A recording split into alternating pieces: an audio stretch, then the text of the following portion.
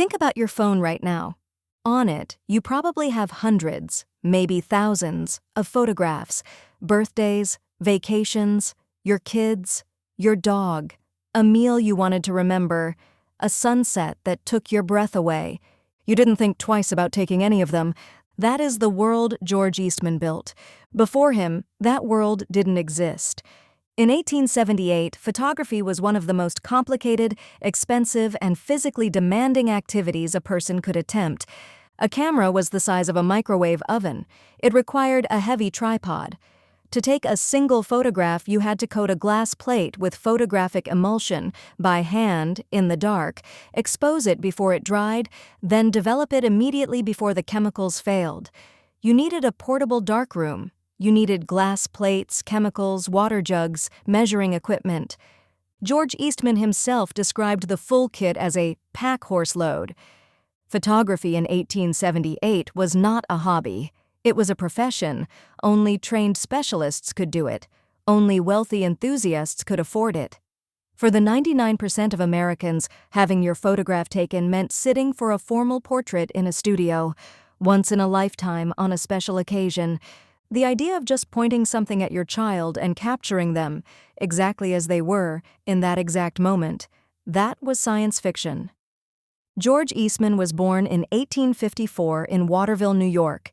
His father died when he was 8, leaving his mother to raise 3 children with almost no money.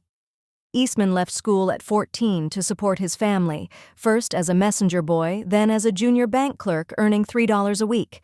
He was intelligent, methodical, and quietly driven. He kept meticulous notebooks. He read voraciously. He was the kind of young man who, when he decided to learn to cook, began by systematically trying every known recipe for eggs. In 1878, a colleague suggested he photograph an upcoming vacation to the Caribbean. Eastman bought the equipment. He looked at what he had bought. He didn't go to the Caribbean. Instead, he went home to his mother's kitchen and started experimenting. For 3 years, working at the bank by day, experimenting at night, Eastman tried to simplify photography. Some nights he was so exhausted he couldn't undress and slept on the floor beside the kitchen stove. By 1880, he had a formula, a dry plate coating process that worked. His obsession had produced something real. He was 26 years old. In 1888, after 8 more years of relentless development, George Eastman introduced the Kodak camera. It was a small, simple black box, no adjustments required, no chemistry knowledge needed, no darkroom. You loaded it with enough film for 100 exposures. You pointed it. You pressed a button. That was it. When the film was used up, you mailed the entire camera back to Eastman's factory in Rochester, New York, along with $10.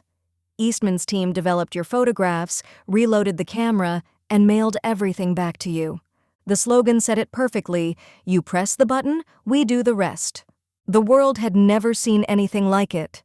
The Kodak sold out immediately. By August 1888, Eastman was struggling to keep up with orders. But Eastman wasn't finished. The 1888 Kodak cost $25, a full week's wages for many Americans. It was accessible, but not yet truly democratic. Eastman had a bigger dream.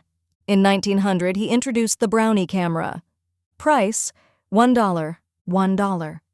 For a camera that anyone, any child, any family, any immigrant, any working man or woman could afford and use. 100,000 Brownies were sold in the first year alone, more cameras than Eastman had sold in the entire 12 years since launching the original Kodak. Photography was no longer a special occasion. It was everyday life. People photographed their families at home. They photographed their friends at picnics. Soldiers carried Brownies to war and sent pictures home. Children took Brownies to school. The snapshot, that casual, spontaneous, beautiful, ordinary photograph, was born. And with it, something entirely new entered human culture, the idea that ordinary people's lives were worth recording, that a Tuesday afternoon with your family was worth preserving forever. That is the gift George Eastman gave the world. Here is where Eastman reveals himself as a business genius of the highest order. He understood something that most people missed entirely. The camera was not the product. The film was, Every Kodak camera sold was a razor. The film was the blade. Every customer who bought a camera would buy rolls of film for years, for decades to come. The camera was just the beginning of the relationship. So Eastman made sure Kodak produced the best, most affordable film on earth. And then he made that film available to every camera manufacturer, not just Kodak. His competitors' cameras needed Eastman's film to work. His competitors were, without knowing it, his best salesmen. By 1927, Eastman Kodak had a virtual monopoly on the American photography industry. Not because he crushed his competitors, but because he had built something so essential, so trusted, so deeply woven into everyday life that no one could imagine doing without it. Then came an unexpected knock on the door. Thomas Edison's team needed flexible film for a new invention they were building, the motion picture camera. Eastman's flexible roll film was exactly what they needed. The film Eastman had invented to capture still photographs became the medium that launched the entire global movie industry. Every film ever shot, every movie ever made, Charlie Chaplin, Casablanca, the moon landing footage. It all ran on the same basic technology George Eastman developed in his mother's kitchen. Now, one more thing about George Eastman that most people never know. He gave almost all of it away. By the time he was done, Eastman had donated over $100 million, his entire fortune, to universities, music schools, dental clinics, and medical schools. He funded the University of Rochester so generously that it became one of the great research universities in America. He built the Eastman School of Music, still one of the finest conservatories in the world. He founded dental clinics for children in cities across America and Europe, believing that dental health was the foundation of a healthy life. He donated to MIT, to black colleges, to causes across society. He didn't want statues. He didn't want buildings named after him. He gave anonymously for years. The University of Rochester's main benefactor was known simply as Mr. Smith for over a decade before Eastman's identity was revealed. He believed something profound, that wealth created in a community should be returned to that community, that a businessman's legacy was not his company, it was what his company made possible for the people around him. On March 14, 1932, George Eastman died. He had developed a degenerative condition affecting his spine, leaving him increasingly immobile.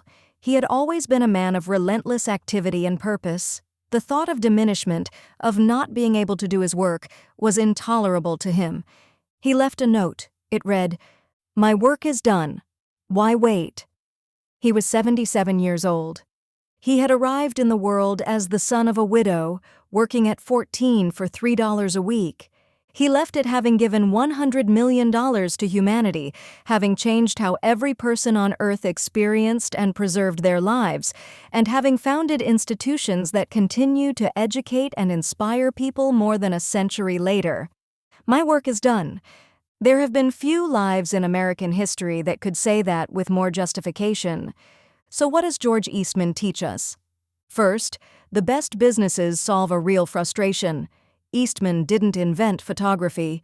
He found the most frustrating thing about it, the complexity, the weight, the cost, and he eliminated it. The simpler he made it, the bigger the market became. Second, the product isn't always what you think it is. Cameras were the entry point. Film was the business. Understanding which part of your offering creates the ongoing relationship. That is the difference between a transaction and an empire. Third, democratization is strategy, not charity. The Brownie wasn't a philanthropic project. Selling cameras for $1 to children created millions of customers who would buy film for the rest of their lives. Lowering the barrier to entry was the most profitable decision Eastman ever made. And fourth, wealth is borrowed from the community. Eastman lived what he believed, that the prosperity of a company flows from the people and places that support it, and that the obligation runs in both directions. He gave back not out of guilt, but out of conviction. We began in a world where only specialists could capture an image. George Eastman ended that world. He gave every person, rich and poor, young and old, anywhere on earth, the power to stop time, to say, "This moment happened. This person was real. This was my life." Today, 5 billion photographs are taken every single day across the world. Every one of them is, in some small way, a gift from a bank clerk in Rochester, New York, who couldn't sleep for 3 years because he was too busy working in his mother's kitchen. That's what it means to make America. Thank you for joining us for episode 4. In our next episode, we meet Madam C.J. Walker, the daughter of enslaved people who became America's first self-made female millionaire. Until